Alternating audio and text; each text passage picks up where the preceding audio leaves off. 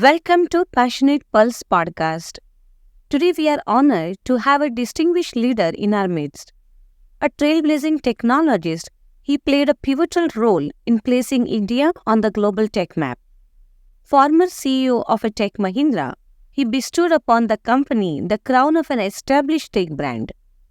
Additionally, he is the founder of Mojo Networks and has actively championed various social causes that are reshaping India.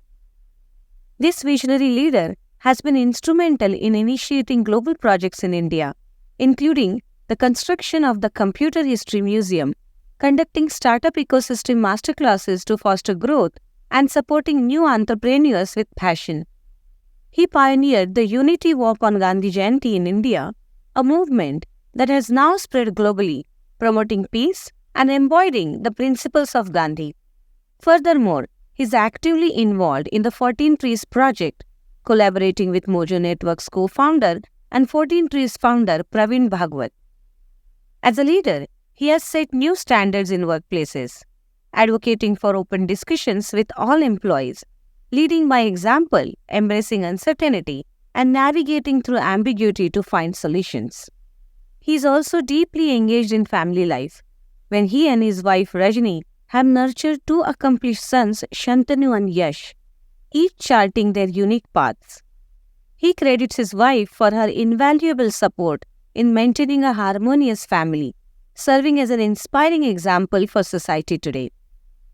Kiran Deshpande, a well-composed individual and a lifelong learner, brings his compassionate nature and deep understanding to humanity and the rapidly evolving tech landscape.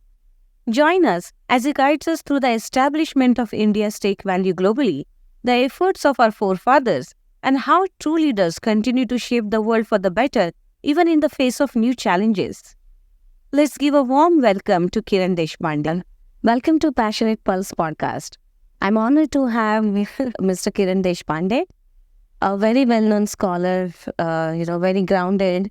What we say in India is Vidya Vinayana Shobhate, and I have one example sitting next to me. I'm so honored and I feel lucky surrounded with this kind of people, being in Silicon Valley. So somebody just visiting from India for certain bigger projects, and I just happened to meet them and have their wisdom out for the whole community. It's so easy nowadays to get these guests in one of the meetups, but it's not easy to take out the time and have those wisdom spread. And I think I'm extremely fortunate at this moment. Thank you. Yes. Thank you for generous compliments. I think they're true. I mean, they're like not generous. It's just a fact. Looking at your whole history or the background of professional career, when you started out, the India was just coming out of the lot of situation and trying to become independent. At that time, the education, how it was, it was not at the level that what we are looking at, the developed education systems and becoming well aware of, because India was fighting with many basic issues then. And at that time, you were the IIT graduates, masters, and started out in the field of technology, which was not masterfully made by someone. You were all, reading artists at that time in the technology actually. And that's when you started the career. You actually established a huge foundation for people like me and a lot of other generations to come in US. Somebody has to do that. So we were tasked with it. So I like to, understand how it was then for you to, come here and lay this kind of foundation. If you go back to the early part of your observation, I think at that time, obviously money was in short supply with the government as well as with people. And but some of the foundation in terms of good education, especially if you did well academically, existed. If you compare to today to that time, I think you'll find some good things of that time, some good things of today. So we were not exposed as much, but the depth of education, and especially for my personal experience, all my teachers were genuine good teachers. So they spend time, they spend extra time. And when they found a good student, they made sure that you did well. In fact, one of my professors from BITS Pilani, who's very elderly right now, we're in touch. So, that's the kind of bond we created that time. Having said that, I think options were there, not as much as what India is today, but IITs or tier 1 colleges like BITS, Institute of Science, or even colleges in liberal arts, India somehow had a very good foundation of these things. And I go back to the pre-independence or even before, where education was always given priority. And so I benefited from that.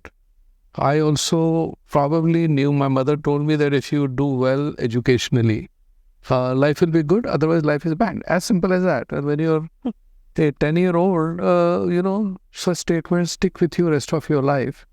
So that was it. Second part, I think, if joining is a very early stage software company, which was generally not known, nor was software known, was a stroke of luck. When you go to the campus, you only see who's paying how much, right? So that's all you know. But I was, and computer science was there, but was not looked up as much as it was in between, for the last 25, 30 years. But, it was good to join the company. And I don't think we realized at that time, but we were creating an industry. First time we talked about, in fact, the founder CEO of TCS, who is often termed as father of Indian software industry. His thesis was very simple, that software will be the key driver for computing. And it may look obvious today, but think about it more than 50 years back. It was a bold statement. That was a bold statement. And in fact, there was a keynote speech by him at Computer Society of India, to that effect.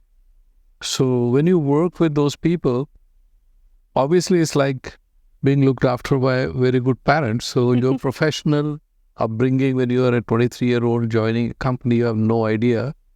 And then it builds up. So internationalism, professionalism, staying technically deep, freedom to do things, sincerity, all of this stuff came together. And I was generally a good student, sincere student. I don't think I've seen some of my colleagues who are far more brilliant and intelligent than I am, but I make it up through hard work. I mean, that's not true. It's a lifelong learning. If you're a good student, I think, you will end up catching up whatever. Whenever you don't understand, you catch up, and few things you don't know. But I think if you keep the attitude to learn all along. For example, I got interested in economics as a subject, or political science, when I was in engineering second, third year, because we had all these subjects. We had about 6-7 courses in humanities. And I went to BITS Pilani for my engineering. And the founder director, Dr. Mitra, who was a PhD from MIT, was a very far-sighted academic. So he felt that the education has to be composite. So you have to know humanities, these things. We had courses in philosophy, economics, political science, and all of this stuff along with engineering. So, obviously you're a first year, second year, third year, 16, 18 years old, you have no clue. But I found those courses quite good. And in fact, at some stage in third year, I even thought of moving to MA Political Science and leave engineering, because I think I had been on mathematics and physics for a long period of time. Not that I didn't like them, but this was a little more interesting. So a friend of mine said, look, you don't want to go around. You've come this far, finished the engineering, after that you do whatever you want. But I think some of those, for example, monetary policies, econometrics, which you do. So I don't think I'm an expert. When I read an article, I can relate it to I have been at least one course somewhere, Eco 201. This thing I can understand that. When somebody talks about constitutional amendment, I know what happens. When somebody talks about different constitutions, when somebody talks about these kind of things, I'm not illiterate. I mean, my formal education gave me those tools, which I value. I mean, absolutely. I think looking back at your career when you became a CEO of Tech probably these things would have helped you much better than just a course of engineering, right? Yes. I think, these days people talk about, am I technical, am I non-technical and all that.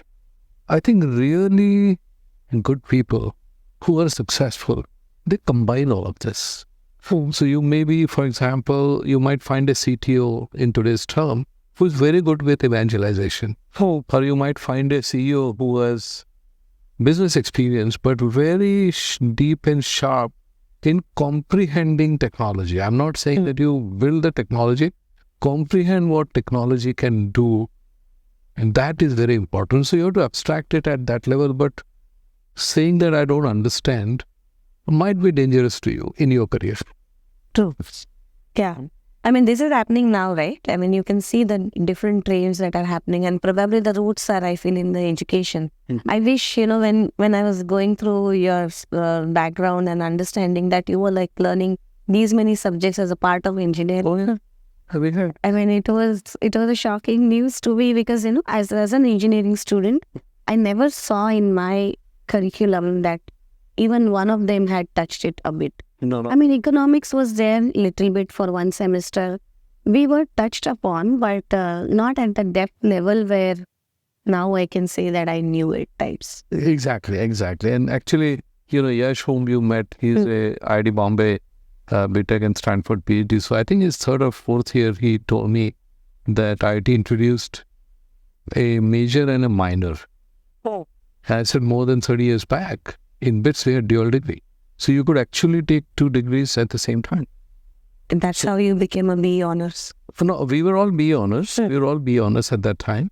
But for example, I could take, let's say MSc, let's say I'm doing BE honors in electronics. And I want to take an MBA. We used to have MMS at that time, or a science or a other degree. All I have to do is to register for those courses, say I want to do dual degree. And some people spend like a year extra and got 2 degrees. Back then, it was already reimagined. Exactly. There's a colleague of ours who was, I think, in the science stream doing chemistry. And I think he stayed back for a year and he did chemical engineering courses. Stayed back.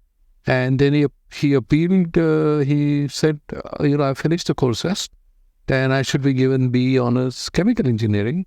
Since he successfully finished the courses, the institute did that.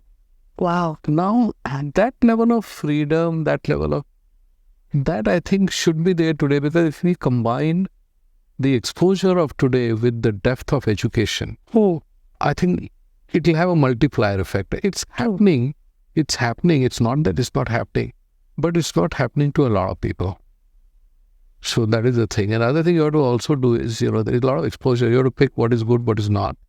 And that, you can always use ChatGPT and, generative AI, but I still feel that, human mind, then our gut feel, our intuition, our continuous thinking to resolve, which is very intuitive and natural, which computers do it explicitly. Maybe I know computer science a little too more to say that that's not natural. Yeah. But I think that would be very useful. I think the exposure with this.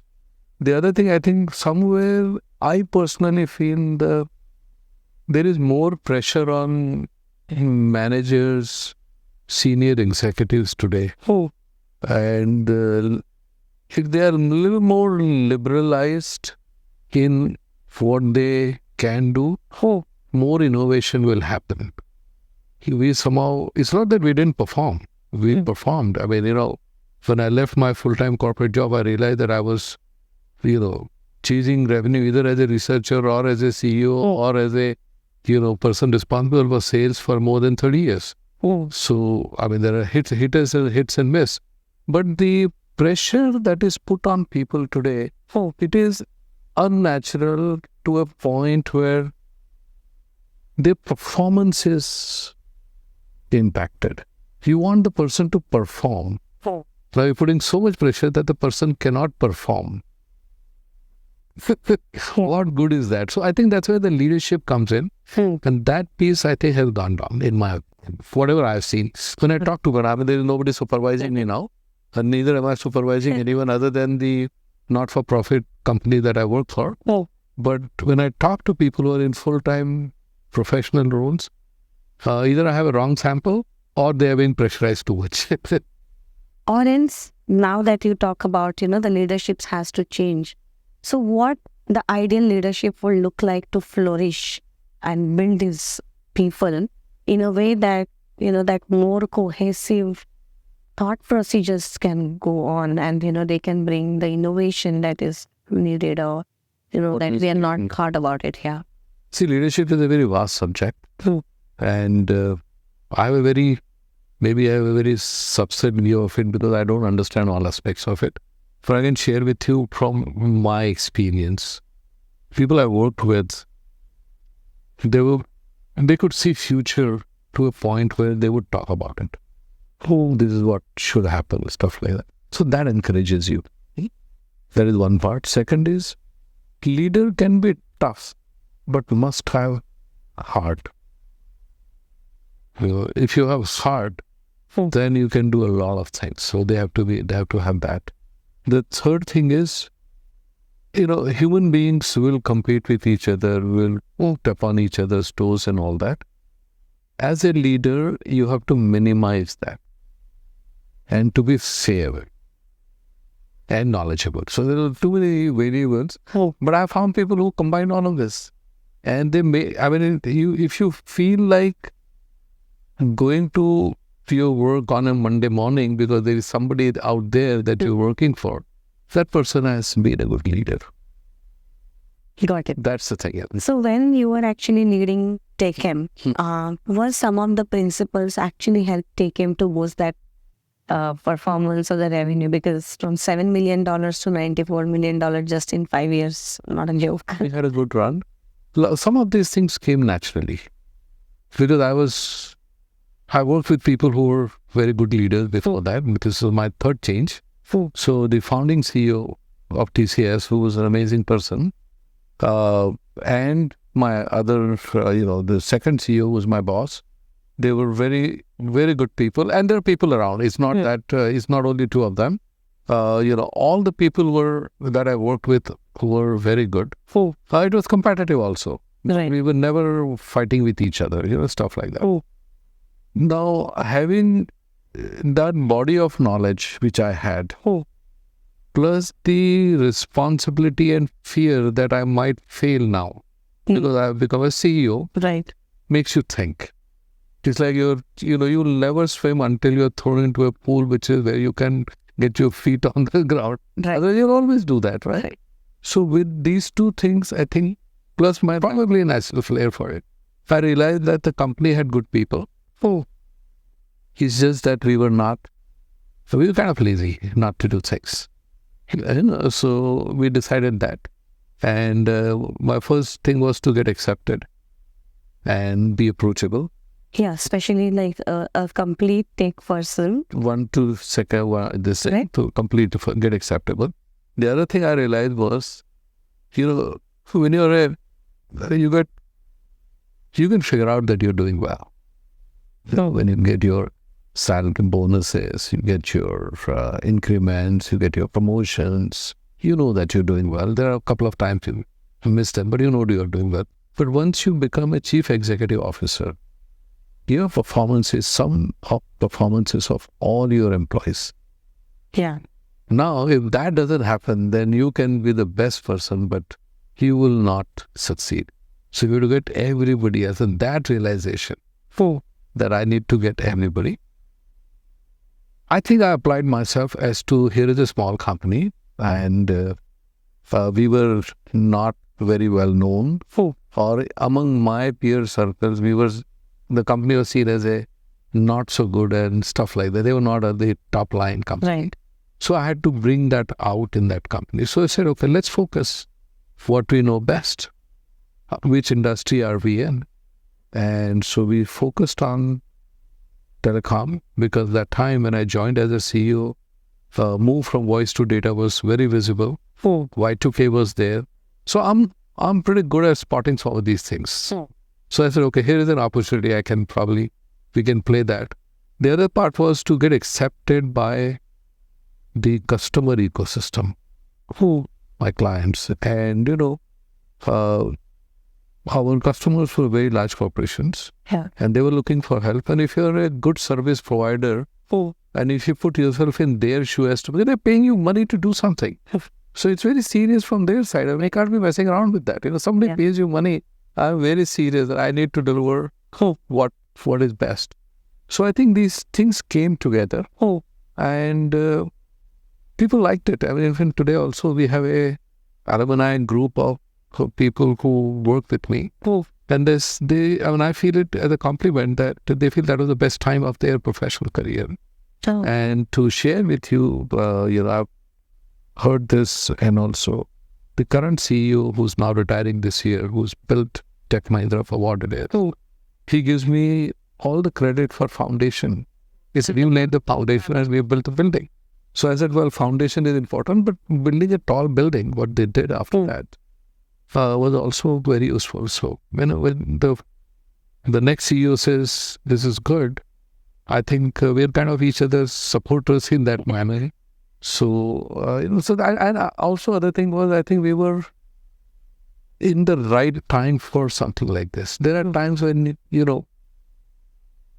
your best effort doesn't give you results because you're either ahead of time, or industry is not behind, or the market is down, or you have a product that is too ahead of its time, whatever it is, or your team doesn't, multiple reasons, But that it all came together. So okay, that's a good way to put it. It all came together, but I'm sure there were a lot of challenges to build up.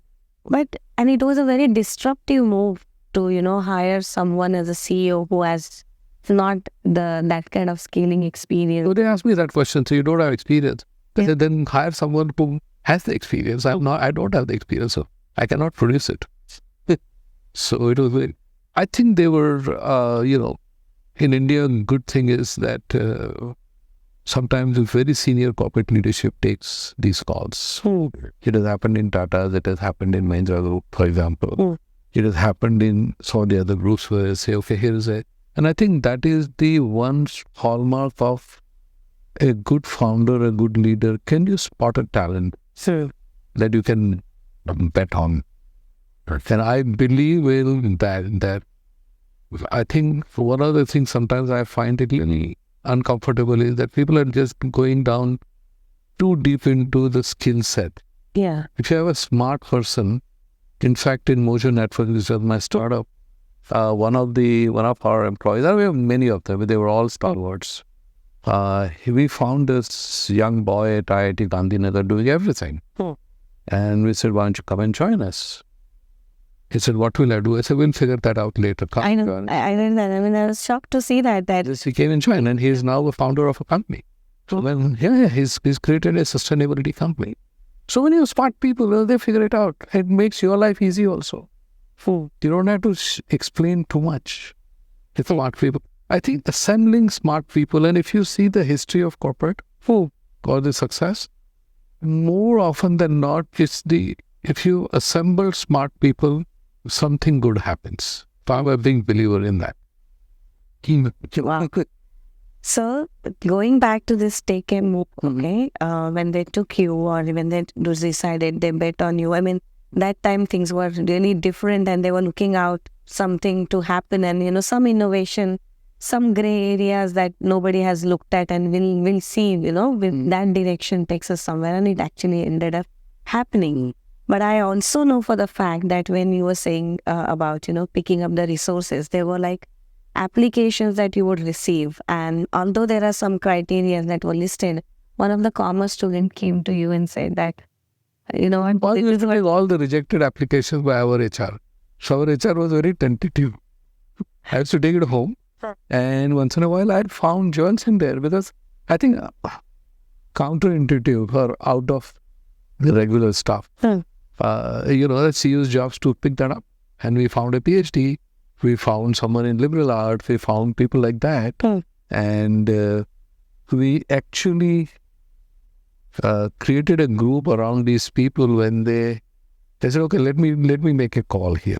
See, two things I might share with you, and I'm sure when you talk to CEOs, all CEOs might share also. See, if you're hired as a CEO, the company is not in the regular time. Something is not right. Otherwise, why would they change a CEO? Yeah? Right. So I figured it out a few months later. In the Once that started. Yeah, once I realized that, it's also, it is not just linear growth that we want to grow this company. Let's go get someone. No. There are issues. And I think that's the reason. And if you do justice to that, it's good. That was one part. The second part is, especially when the company becomes slightly bigger, the most complex or the most difficult problems will hit your desk or hit your email or whatever. Because nobody wants to make the call. And there is no Boolean yes or no. This way or that way. There is something in between. So you have to be ready to work with uncertainty. Right. And people who want too much of clarity sometimes find this difficult because they want every clarity. Right. Sometimes they can end up in analysis paralysis. Exactly. Right? And life is not all clear. God is not designed like that. There's a lot of unknown stuff happens. So I think you must be temperamentally ready for that. That I figured out that my ability to handle uncertainty, actually, which I realized in the professional role, that I'm okay with uncertainty. You don't know. I mean, somebody tells you, then you figure out. And it's like one of the very respected HR person in India on behavioral science. And so, she runs a course and everything. And then a couple of us, we found out that we were on the right side of, allergy to uncertainty. In the sense, we have, obviously nobody wants uncertainty, but too much of allergy is not good.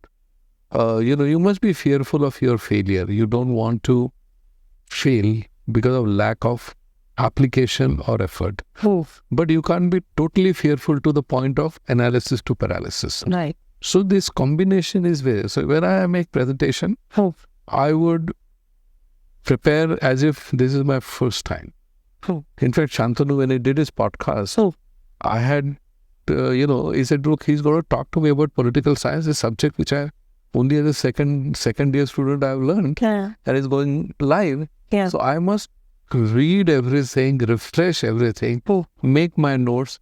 And when he saw me with 2 papers, I said, Dad, why are you making this? I know knowing you would have studied it. Actually, after listening to that barbershop episode, right, I was blown away because lot many details, lot many cases that I didn't know, that because of which now we are enjoying the fruits. That the case, which is very unfortunate. The case was, oh my God, that was like, I didn't know that somebody had. It happened when I was in third year or fourth year.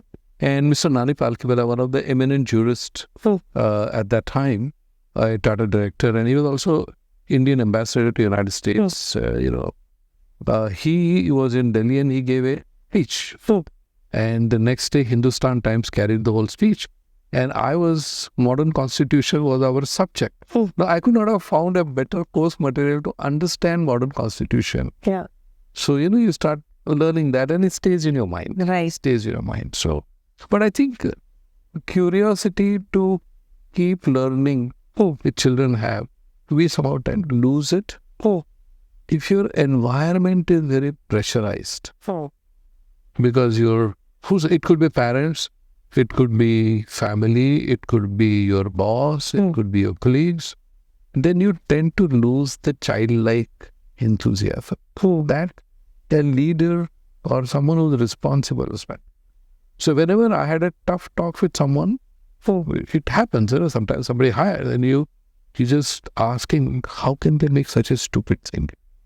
So what I used to do was, look, next 15 minutes, I'm going to blow up.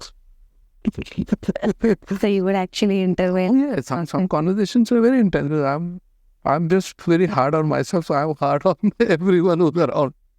So, but it's nothing. It's not a personal this thing. So it's never personal. Yeah, then has to Actually, lead somewhere, never. right? So what job you are. You want everybody to do well. We started with getting bigger for and enterprise or business communications. In parallel, mini computers, even as far back as 60s and 70s, there were computers on the desktop, be it Apple, be it Radio Shack, be it Atari. And then 80s PCs came. The Moore's law, so discrete ICs to VLSI to microprocessors to that whole process with Roger Moore's law. So computing went from big, simple computing to very smart, dense, powerful computing in the office, on your desk, on your personal computer, on your laptop, into your mobile phone. Now it's going inside our Wearable. Yeah. wearables on us and now inside us. Yeah. And that's the next 50 years of journey. Yeah. Now when you're in industry, which is, when you come out and that industry is unfolding itself, it's a very good world to be in. Yeah. So that we were benefited. I mean, I don't think anybody scripted that for us. So that's true. But fascinating to see that you hired talents in a very different shape and forms, and you took out time being the CEO and founder of a company. It's a huge, hectic schedule and a tough jobs to face every day. And in spite of that, you could make sure that alignment doesn't. Keep it simple. Sometimes keep it simple. Don't spend. I see these days 4, 5 rounds of interviews and all that. Maybe I don't understand interviewing, but we didn't do all that. And we hired PhDs. We hired very smart people. We had a professor from IIT Kanpur who came on sabbatical, and then we said, why don't you extend it? Then he extended it. Then I asked him, do you want to go back?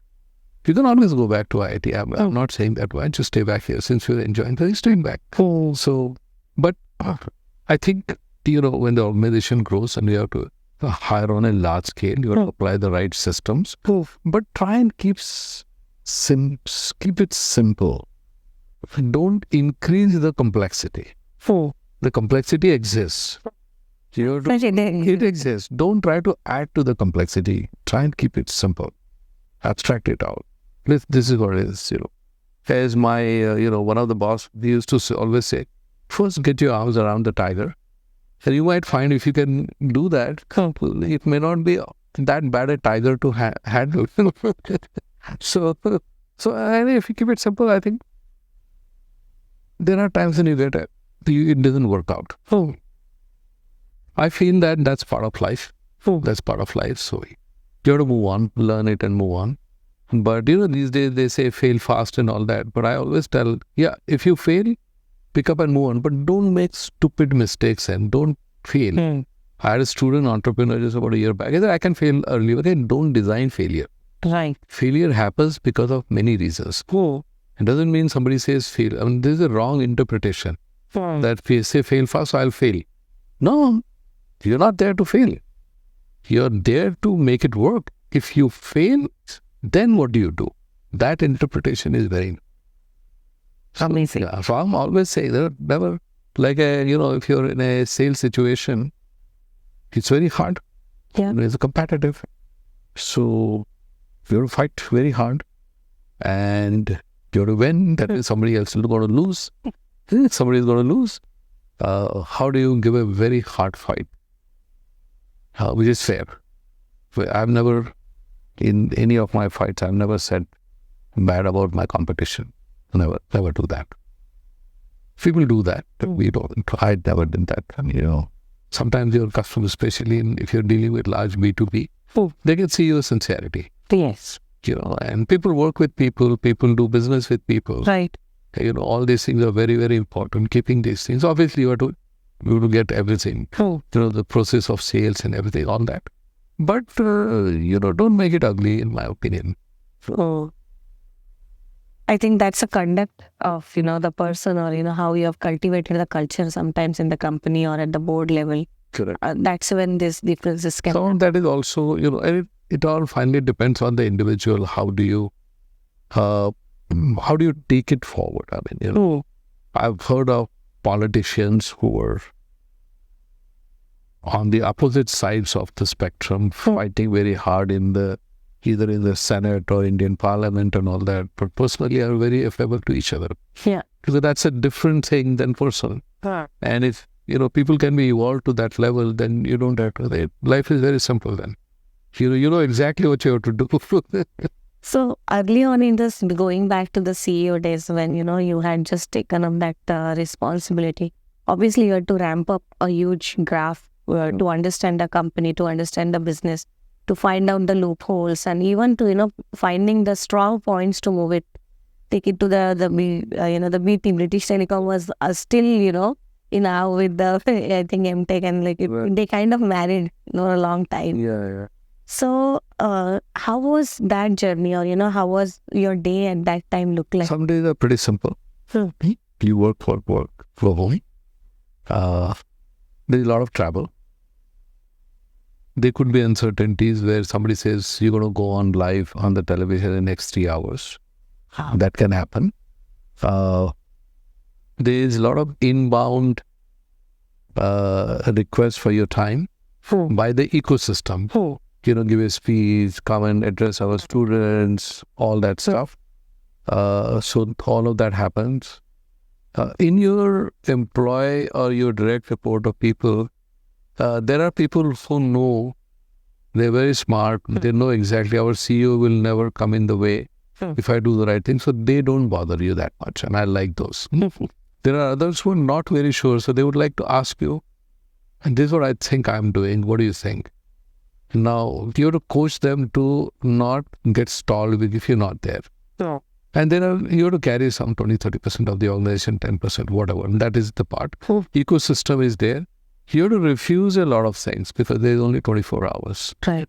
But never be nasty. So my staff, my office, we had to finally put some more people there to analyze everything, how many things were coming, which one I should do. But I would go through everything.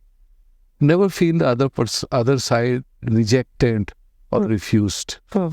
We would say, this is the reason. I would sometimes even recommend somebody else that I'm not the best person, but so-and-so would be more suitable for you. Wow. So they feel good. You can't go everywhere. And I'm sure, my problem would be maybe minuscule as compared to, let's say, a public figure or a fortune company, senior leader. But some of these principles can be there. You should short. But in spite of that 25... And you have to have energy. Yeah.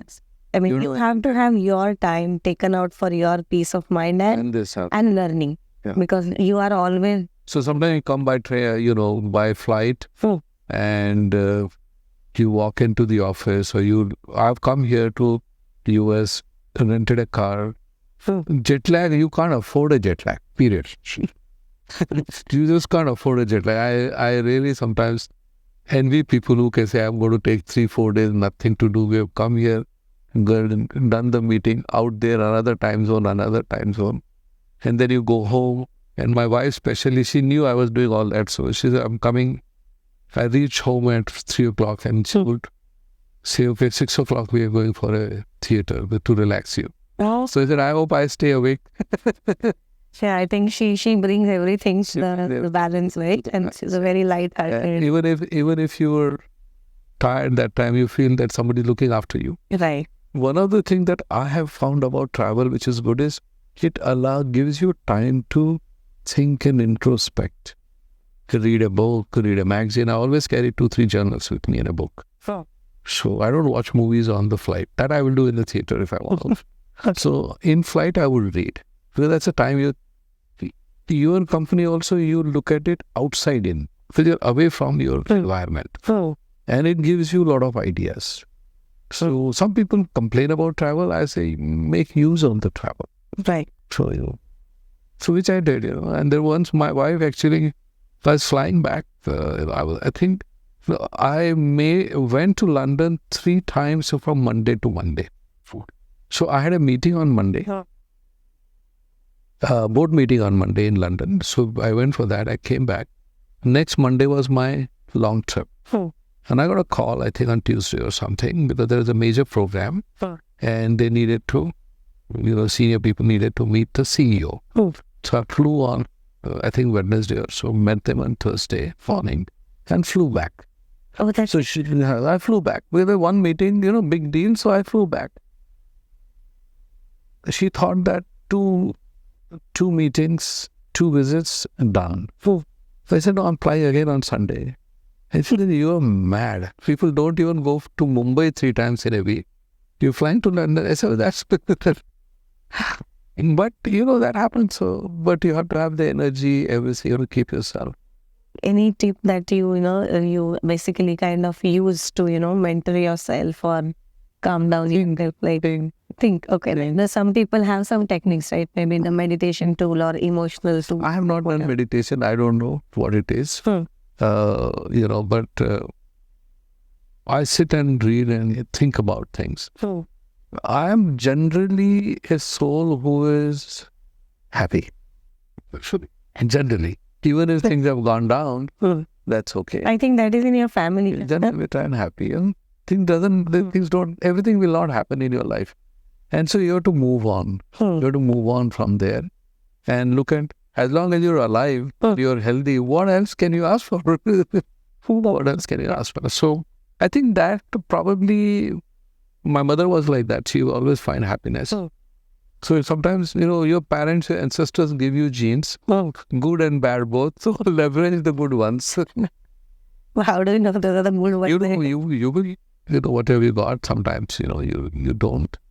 But I think small bits of pleasures. At a senior level, you will not find like full time, Right. You just don't find it. Yeah. But I said, okay, whenever I'm with children, we have a mall. So, so children were small. So, whenever I'm with them, we'll have a ball. And they knew Dad was traveling. When he comes back, I would buy something, buy always good gifts. One year, both of them did extremely well. I bought some scientific one, a telescope for another one. So, so just make it easy and like, but job of a CEO is very serious, intense. Let me say serious, intense. What do we have? Focus has to be very good. Yeah, because everybody is looking forward for an ounce from you, right? And there's not much scope for error. So you have to be lucky also to be, to have that. Right. I've seen good people who they were not lucky. In the sense of the companies folded, companies didn't do well. So they were good people. There was nothing about that. Going some more years back when you started with the TCS, and you were, I say, like, one of the foundational figures that I We were all there. I mean, we had no idea what we were doing. Right. And, we had like our CEOs from MIT. One of our senior person was from UCLA, other one from University of Hawaii. We had PhDs around us. We were all from different IITs. And it was nice. It was good fun. But then coming here and grabbing the projects, I mean, basically, that was a very different culture then. I mean, now we have a system in place. Yeah. Now people put proposals. So we did everything from cold calling to solution architecture. Exactly. So that is the journey I really want to, open up. I've read it in Achyut Godbole's book and I've heard it from you, but I really want to have that open so that... Those are very early days. And I don't think the system was programming software people who were within the organization. And you had some consultants or consulting companies around you in the like 60s, 70s. So I think we introduced this whole organized software development and maintenance with teams that are not physically with you. So I need a system. And we didn't even call it a CIO or something. Different nomenclatures were there, but somebody else, somewhere else is doing that piece of work. And it's not software development. It could be migrating a porting system from one platform to another, variations on that. So it was a new concept. Good thing about at least United States that I found when we came here in the 80s was that people are experimentative, innovative. If something is new, then somebody will lend an ear to you. Wow. So they will not hold you because you don't have a background. I went to Dallas and we created wonderful customers. I had no idea. This is the first time I ever landed in Dallas. But over a period of time, US is probably the place where you will do a good breakthrough in business development faster than anywhere else. So now, India is now getting there where people, even if you don't have background, if you have something, people will lend ear to you. For US has that. Right. And so that helped us quite a bit. We were trained seriously in software development. I mean, we were actually designing methodologies and everything else. We were writing programs. We took programming very seriously. My program must not break. Right. It must work. Yeah, because for debugging, It was like a, it was like a, against my reputation that my program was a bug. So we came with that intense knowledge which helped. And also if you see 80s beyond, the database technology, the Unix, open systems, mini computers, widespread automation that happened. Personal computers came. IBM, unfortunately, towards the end of that decade, went through a very difficult time. It was dominant and then it went through a difficult time. IBM came back with a service. So new companies came up. So it was a very good time to do that. The Indian software industry, which basically the industry that built the software, it was built by professionals. It was built by local professionals who were educated who did that. And they were entrepreneurial. You take Mr. Narayan Murthy, you take others, or you'd even take companies like TCS, which were under a large corporate umbrella, but powerful leadership at the corporate level and within the company. So they were all very professionals who built the industry, which is what happened in Silicon Valley. Very smart people come here and build the company. So I think to that extent, it was easy to that extent. And then you figure out, when nobody has done it, you're the one to do it. So if you apply, you figure it out, you get it right or you get it half right, that's good enough. And then you build on that. Then the methodologies came and everything else. So now everybody knows everything. So, and the industry also grew from there. Software was needed. We were in the right industry to do that. So a lot of things come together for something to, it's like the Bollywood music of 60s and 70s. All the songs are legendary, long-lasting even today. Because the music director, the singer, the songwriter, the plot in the movie, they were all of absolute class to come together for something like that to be created. So in a way, it was like that. No, but like when you were actually came to Dallas, you had no clue that which calls you would make. You would actually purchase. I would look at the Dallas Morning News and look at who's looking for what skills. So I know at least this company, this bank, this oil company needs these skills. So what are they doing there? Now you find out through, I mean, back then there was no internet to research. No internet. So you had to make these cold calls to reach out to the senior people before their secretaries came. And afterwards, the senior people come early and they're there in the evening. Right. So we used to find that time. By the way, cold calling is difficult. This has become a art, science and engineering companies built around that. Our time, there was nothing like that. Yeah, I wanted to exactly come So we learned hard way. And, coming from an IIT, being rejected, was not easy to take. Right. I said, I'm not being rejected. I'm just a cold caller. So you do that, then you sort of warm up for it. You allow yourself few calls to get, into the groove. You don't make your first call to the most important one. And, you won't get success. You will probably get less than single-digit success. Right. So if you were to get 5 or 6 serious appointments, you have to make 50, 60, 70 calls. And we were never trained. So I don't think we did a good job of it all either. But you figured it out. And figured it out. But after that, I think you made a system around it. Once you get that and once you meet the person, then it's done. But they will, if there is a requirement, there is a project, they have budget assigned, we had a good shot at it. Because when we wrote we were not known here. TCS was not known. Yeah, I think Indians were not. We were not known. In fact, the only collateral we had was the quality of the proposal. And in service industry consulting, how much you know about client's problem and what is the solution, if that comes in the proposal, and you have articulated it well to the point of an executive summary, which summarizes everything for a senior executive who's going to sign the budget for you, I think you have a shot at it. You've shot at it. So that is our clue. So I always tell people, if you're not known, make sure your collateral is of class. Don't send sloppy stuff. Don't send anything which is... And that has nothing to do with technology. Whether you have PowerPoint, you have Word, you have everything, you're speaking. The main content should have the heart and content value. should have meat. Content should have. So that, I think that we figured out. So we also figured out where not to go for business. See, that is very important.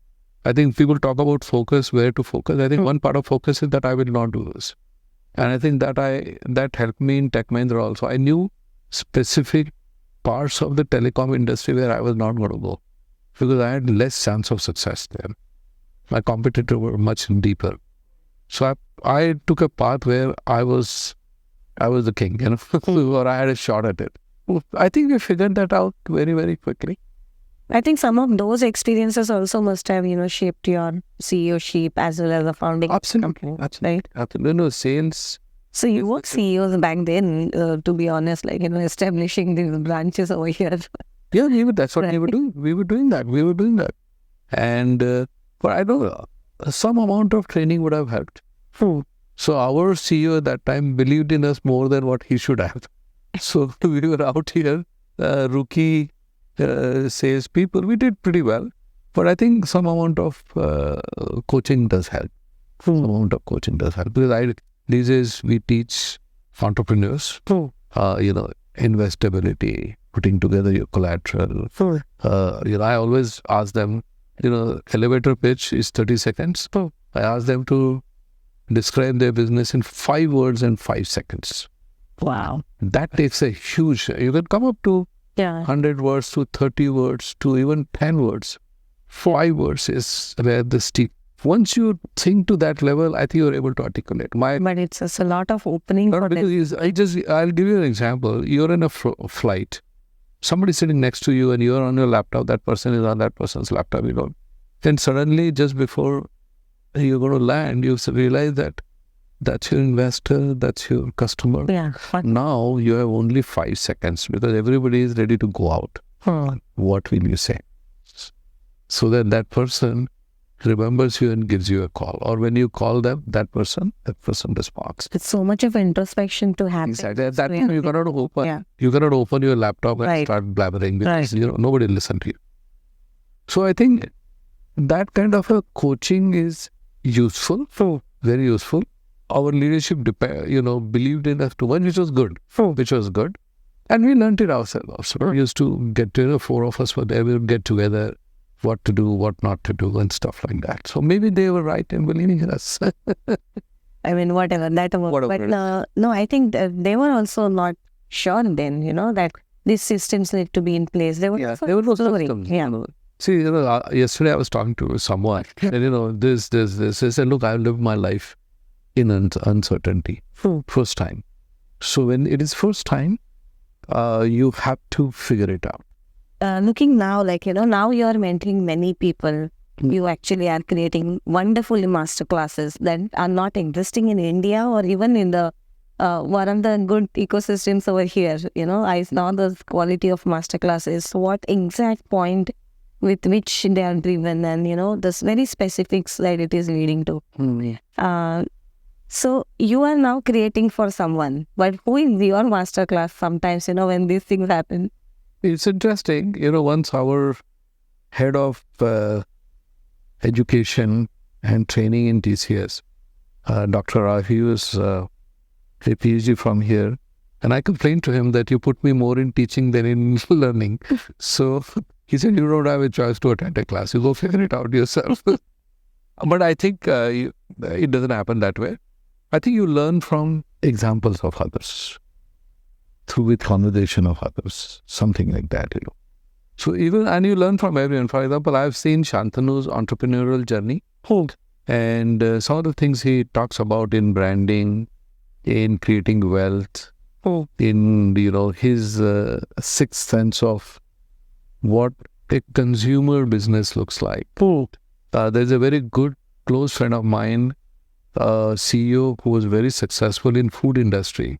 So when I ask him a question about what is the history of pizza, so he will talk about the grandmother's recipes all the way.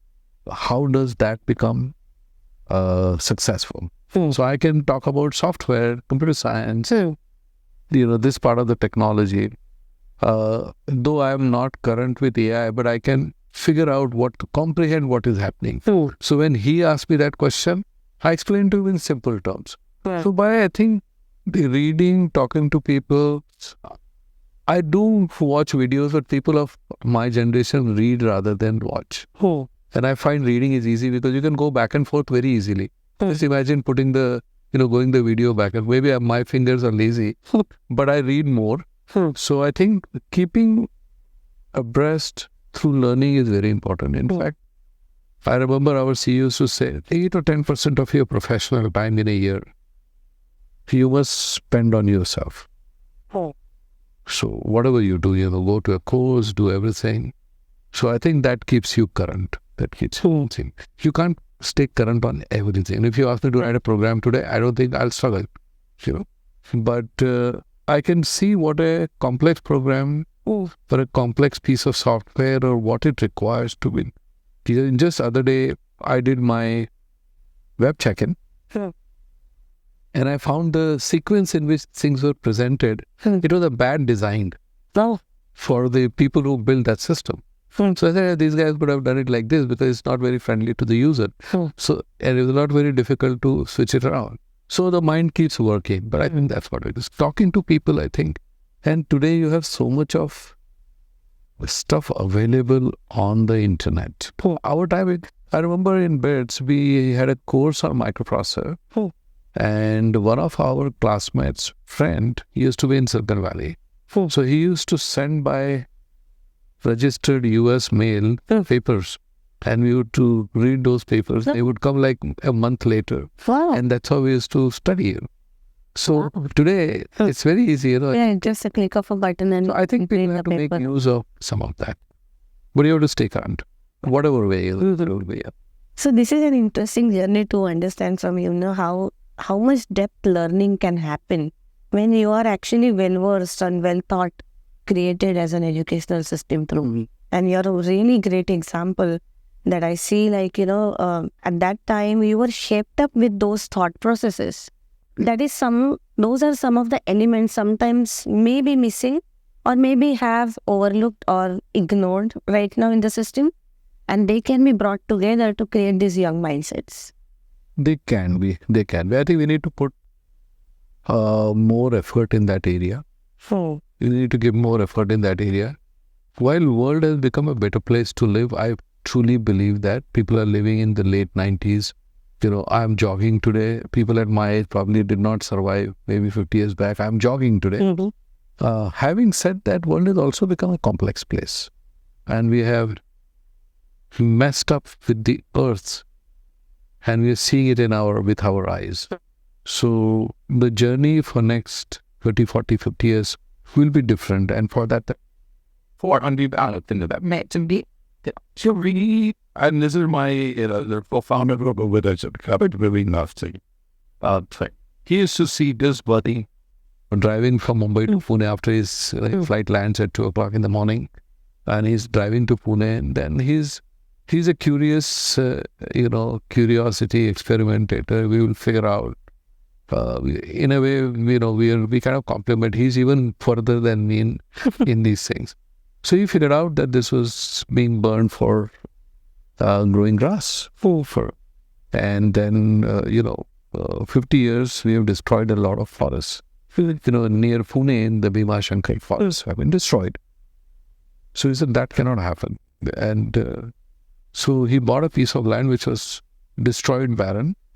And then he did some study. And it's interesting statistics that he tells me 50-60% of India's land is designated agriculture, of which 50% nearly is not cultivable. So I think about 28 or 30% of the total land mass is barren and not cultivable. So if you reforest that land, it can hugely help the sustainability, carbon management.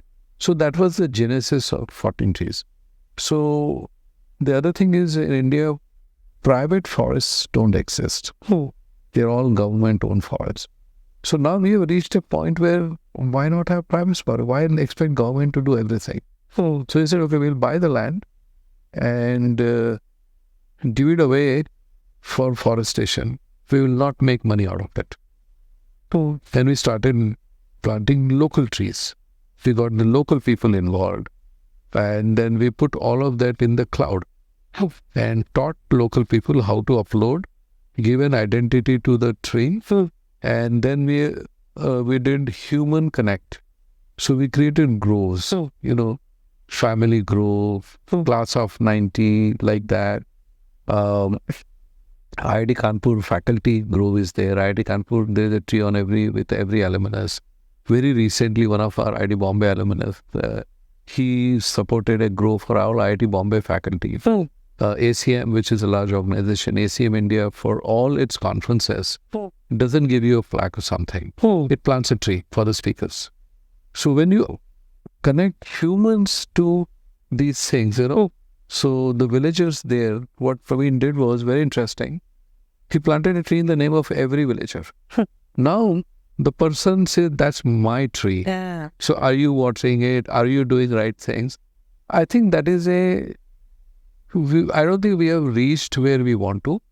But we are cruising very well to a point where we can share with the policy planners, governments, people who are at a large scale looking at sustainability, that here is a mechanism, here is a methodology for large scale, carbon management. And 14 tree, because his daughter asked him a question in chemistry. She was in 7th or 8th grade.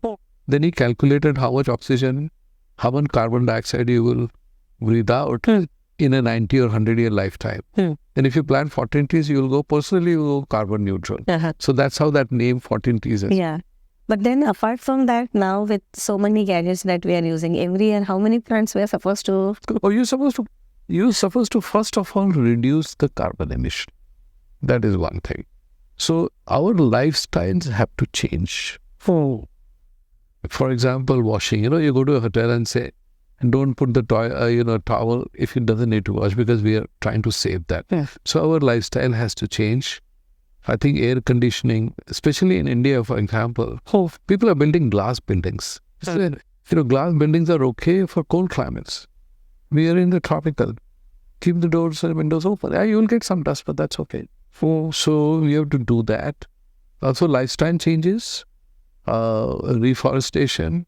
I think working from home, though many people, if it reduces transportation or commute, can be a big thing. So some of these together you have to do.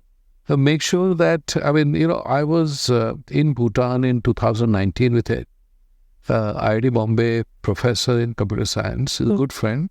We conducted a 3-day class on disaster management and entrepreneurship.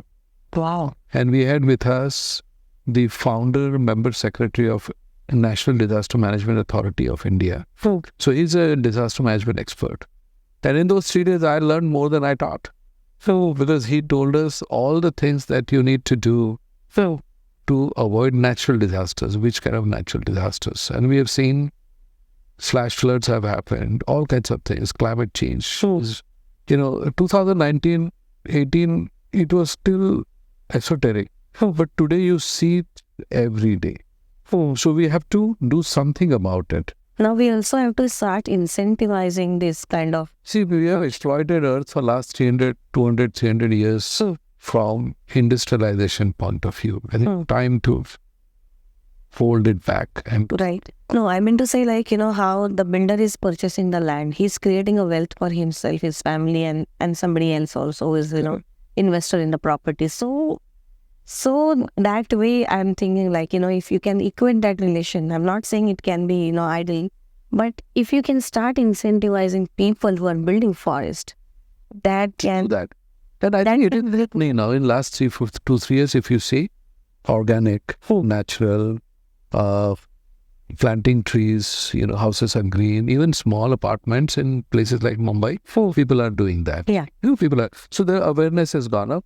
I think ecology as a subject is not taught. Never. We physics, chemistry, mathematics, Hindi, English, all of the ecology is not taught. I think we need to introduce formula. I think some schools have started doing it, ecology. So, for example, Pune Ecological Society has a course. And they teach you a lot. I have not gone through it. But I think ecology needs to be taught so that we are all... at a very basic school level, which becomes as one of the generic subjects. One of the things. So and people will do it. Once people know, then they will. But the awareness is there, but we need to do a lot more. 14 Tree is a early torchbearer of many of these things, if I can say that. Yeah, I think that's another foundation that That's another foundation. You're buying land and giving it away. We are buying land that's barren. So people get queasy. You want destroyed land? Nobody buys destroyed land. Yes, Right. That's what we want. That's what we want to experiment with here. So that's a very good angle to look at, and it can inspire Something many. purposeful to work for Right. in life, Yeah. And I always like, I think something you do, it needs to have some impact. It needs to set the stage for the next round. Otherwise, it's not interesting in my opinion. Yeah, at least you can leave the legacy in that way. Yeah, and somebody else will pick it up. Even if you don't leave the legacy, somebody picks it up, and it makes an impact to the society. I mean, to whatever, I'm not saying all big things, but even if you make your ecosystem better than what it was, I think that's better. So, now I'll touch back and switch the goals to the personal life because, we have a limited time and there are so many things to cover from you, to hear from you. But going back to the personal life back then when you were, having amazing global life at the point where, going to the foreign can become a news. Oh yeah, when I came to US first time, one of my cousins said, we need to put this in the newspaper. And I said, what have I done to earn this respect? I'm just one of the travelers, But you're right, absolutely. It was Right? like that. So at that time you came, you globalized yourself, you built a family in US and you travel around the world. But towards the end, or at certain point, you took a definite step of relocating back to India.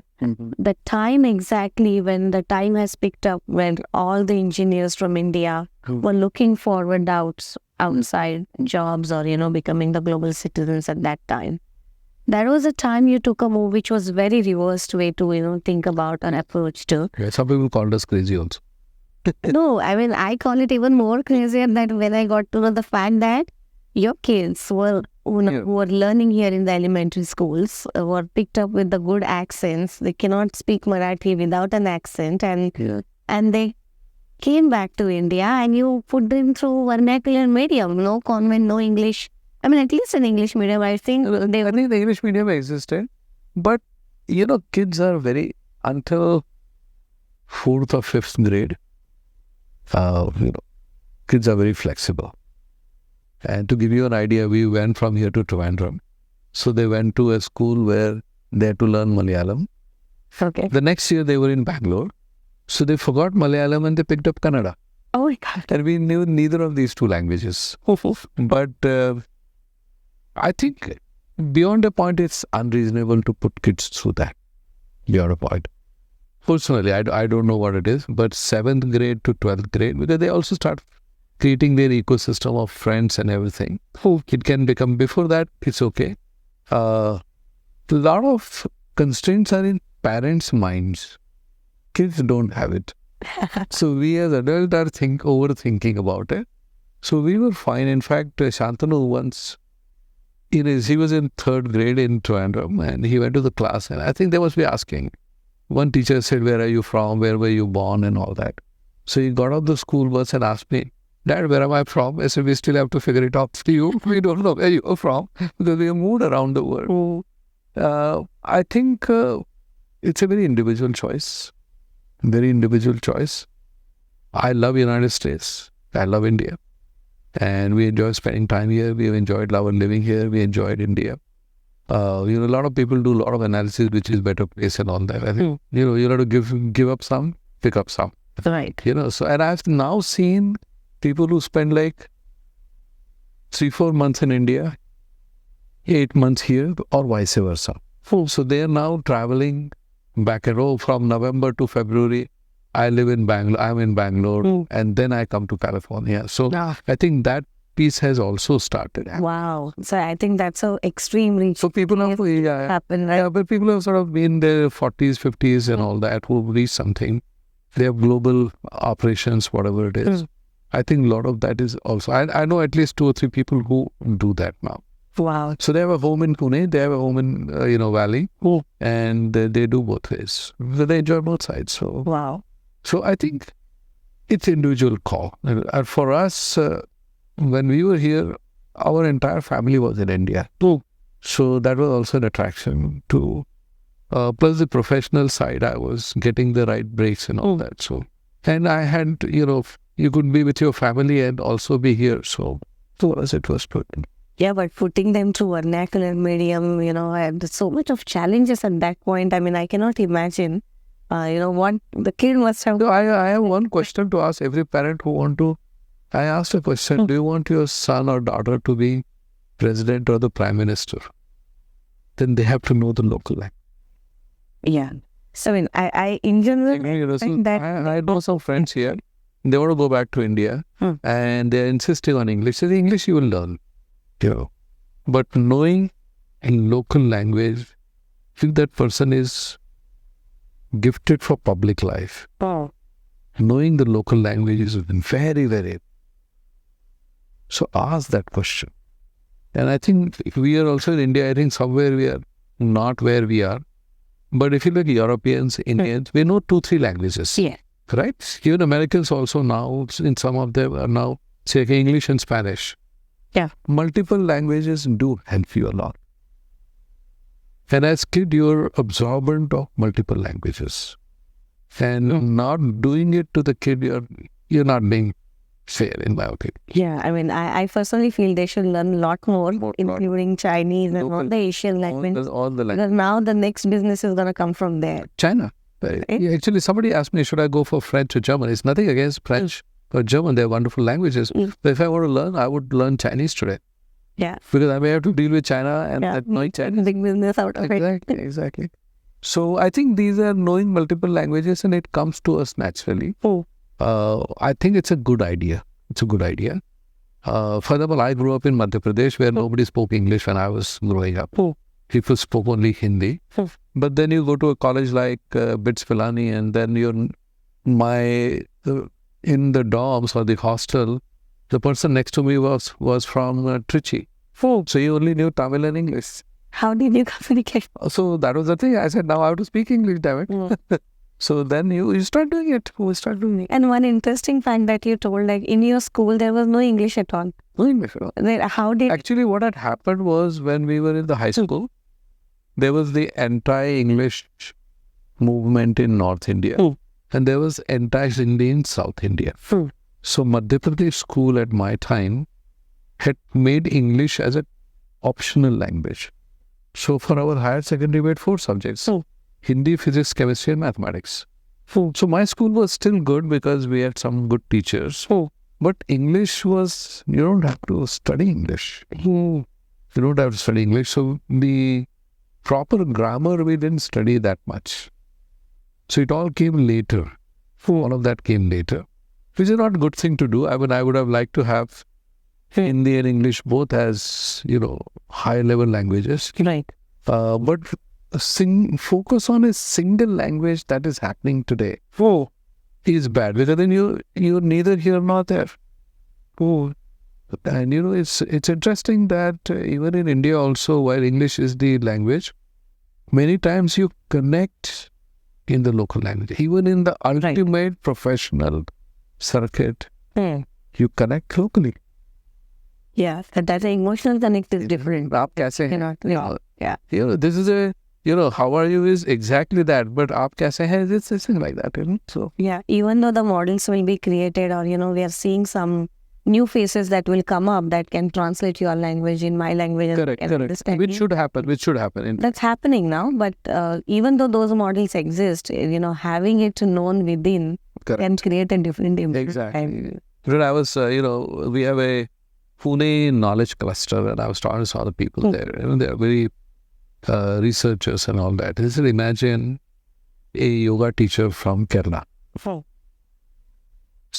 teaching in Malayalam. And the student is someone in Rome who only knows Italian. Now it gets processed, translated in Italian with all the nuances of the local language. Right. Now here two people are communicating. Technology has removed the barrier. Yeah. Right? But we are still a little bit away from that. Yeah. Yeah. We saw those experiments they're running, right? There was one of the talk that I saw that actually demonstrated that how this communication And it'll happen still. next 5 years. Yeah. I think people will be able to, my hope is, seamlessly communicate with somebody else in their native language, quite assured that it's being transformed in the target language with its reasonable amount of nuances. That, I think, technology will help us get there. Then it will open up huge amount of communication up to people. Many opportunities, right? Exactly. Coming down to opportunities, as a startup or as an entrepreneur, when you started building out your system, you were like a little bit of mid-age of a profession. That's when you took up that baton, right?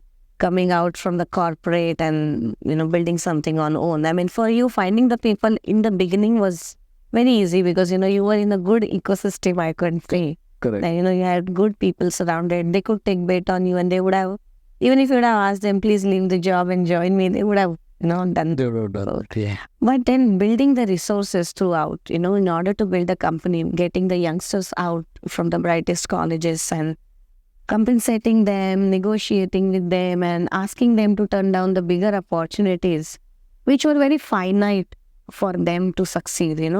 Some things can give you a finite success graph that, okay, if you land here, you know that exactly the ABC steps type of. How you convince those youngsters to, change their way and look into this. Actually, it applies to everyone, youngsters as well. I think one thing that has helped me in this process is, can you think for that person rather than how do I hire that person? So that person's career, that person is saying that person's.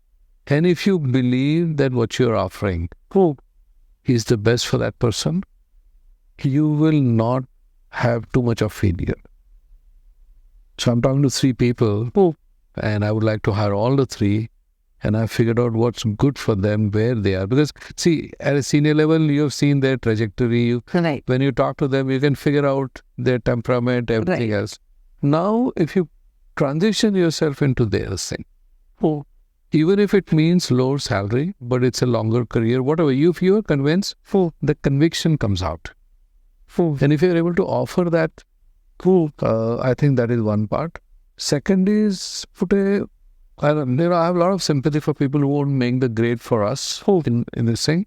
But that's life, competency is needed. So if you keep that very high, then people aspire to be with you. So it's a smart organization. You don't get things very easily. That is the second part. Third is, I think in India especially, and I think here also it would too, provide interesting internship opportunities to students. When the students come and work with you, and I'm very clear that internship is not a resource for me. Right. It's the internship for that person. I am benefiting because that work is beneficial to me. Many times managers think I'm getting another resource. That's not my approach. I want to make sure that the internship, they write the report so well and it helps their degree. Now when you put that effort, they get attached to you. And they come back and join you after the graduate. Right. But then that mentorship throughout the ladder has to be created. It cannot be just one. The organization has to be like that. Organization has to be like that. And sometimes what happens is, sometimes as the organization grows bigger, it can create some dry leaves. There'll be some dry leaves. Right. So there it doesn't happen, but that's part of it. But in smaller setups, up to a certain size, but let's say you have 5 interns, 10 interns, I think do that. People are looking for opportunities and good people to work with. Right. Other thing I've found is very smart people are easiest to hire because they trust in their ability. They are not looking for much help. Right. And they find something interesting and they find, he's a good guy to work with. So they can figure it out. So people think smart people are difficult to hire. My experience has been they're actually easier to hire. They won't ask you too many questions. They'll make it work. Wow. That's a different perspective. Yeah, I can share with you the people who have come and worked, with me for our company, all this. I they're think that way smarter than people are also smart enough to understand that this is a good magnet. some of my colleagues, my old friends were way smarter than me. Right. Way smarter than me. We had so many PhDs, and I always used to tell Praveen, I'm surrounded by PhD. What a privilege. So I think smart people are good, but the organization needs to have good opportunity. If you don't have that, then it's difficult. You can't smart talk them into taking a job which is not interesting. They will leave. Anyway. The other thing which is very important is sometimes people leave. So, young people, they will come work for a couple of years or whatever, and they want to go for a higher studies, So they will go for MBA, Masters, all that stuff. That is okay. I actually support that. So let's say somebody leaves. As long as and you will always have that attrition. The most successful companies in the world have had attrition because they've given resources to the industry. So you can't change that. If they're leaving properly and leaving good, if I'm the CEO, I'm always with my blessings. We'll actually make sure. I'll ask them where you're going and all that. If I have something to offer. Many people come and ask you in my career, as a co-founder, as a CEO, people have come and asked me, I'm thinking of this, what do you think? I said, have you talked to your manager first? I'm the CEO, they'll come and talk to me. Right. If they leave, sometimes find that what was not good. Now, if you can, bring them back. Yeah, so you have to create a culture where they can relax. We have had people when came back, that is one. Second is, let's say they found a great place to work. And they are prospering. If they like where they were, they will refer good people. Yes. Either location change, role change, whatever. Good habit and that. So we've had inbound leads also. So personally for me, recruitment has not been difficult. Found good people at the right time. These simple techniques work. Interns go to good colleges. Put a high barrier, create interesting work. Not difficult. I'm something I think this guy is, faking all of this. No. I know. You're proving these people. I can totally relate to a lot of situations that I know that you have totally done it. And that's the exact reason I asked this. And you also take some very clear discussions about the wealth creation with these people. And this is very difficult to do as an employer, especially when you are looking out for your revenue targets. How do you do that? See, if you're a technology company, let's say I came out of IIT maybe a few years back or whatever. Now there's a fresh guy who's coming. The only difference between us is the experience. Education-wise, we are leveled, right?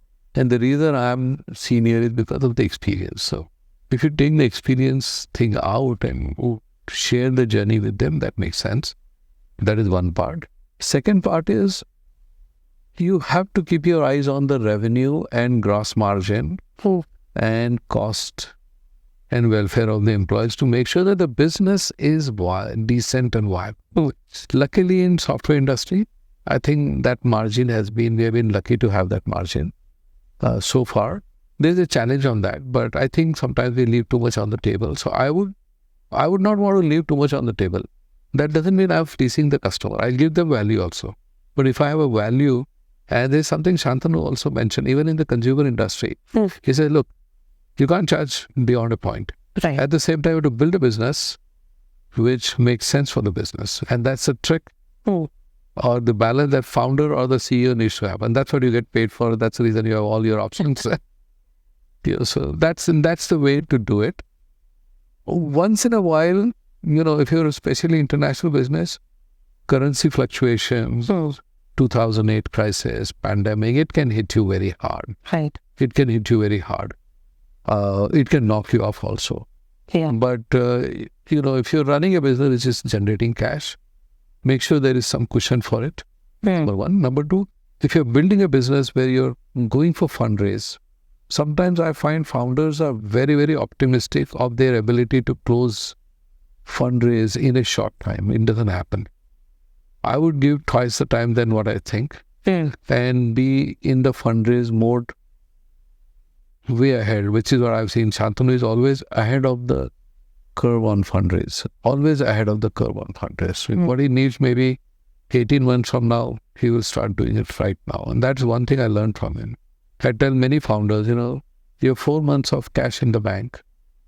You haven't even started next round. You're looking at, gas running out of your... Yeah. So it's like a good health checkup for a couple of years or Correct. you can define what is right. And sometimes, it can take even 4 to 6 weeks before all the compliances are done. And the actual check gets deposited. Yeah. So you have to be ready with that threshold or what you say that, the out of business days. You can always give it away. I mean, if you're that lucky, you build a big company, there's cash in the bank, it'll generate returns for the investors. But I think the running short on gas when you have a journey, and one of the things founders have to make sure is that the tank is full, or at least has enough fuel for the journey. Yeah.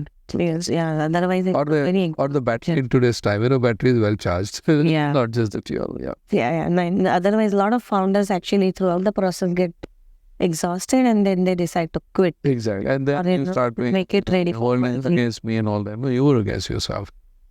So I think that's a very important one. You have to learn those business dynamics, especially technical people have to build that because you're not trained for it. No part of this is you're trained for it. If you have had engineering, science, or those kind of degrees, so these you have to. So that we teach that. In fact, so that's what I was coming to. That there are very good classes that you offer. Would you like to brief to audience? They will be very happy to. I teach a class on go-to-market. I teach a class on organizing sales. These are 2 classes I do. Friends, colleagues of mine. Investment, and then investment can be, it's not just the VCs or venture capital. You want to bring in cash in the company, it can be customer who can, customer accruals. It can be a debt instrument. It can be an equity. It can be a combination. It can be a working loan. So knowing how to finance your company at different stages. And within equity also, it's from angel to early to seed to series A, B, C, D to growth capital, private equity. Founders have to understand all of that piece. Right. And we teach that. We have to understand everything. We teach a class on scale up. Kiran Deshpande, who's persistent founder. Well-known. It is a wonderful class on scale up with Professor Ashok Korwar, who's from IIM Ahmedabad. And so very recently, a few months back, I took the same class with Ashok on scale up because I have sort of seen Anand, what are the key messages and all that. We do that. There are classes on design, which are there. Because design is very important in today's, even service also there is a design. So a couple of my Thai colleagues are, iconic in design field. So they teach in design, cyber security. So a bunch of, there is, whole... It's a good system that you teach to build a business. And I make sure that they do a case study. I just don't teach and walk away. They have to build their go-to-market strategy. They have to organize it. Otherwise, it's no good, Right. It's not it's no longer a master's or BS or bachelor's program where I learn something and I don't have to apply. Right. You are in an entrepreneurial journey, so these classes are there for you to apply. that there are so many advices you already gave us, but one advice for the younger generation to stay focused and bring innovation with the purpose, what it could be. Difficult question. And we have so many distractions. I think cut the distractions out. My take is cut the distractions out. You have many choices, but you don't have to make all choices. Pick what you like. Number one. The second thing I would say is,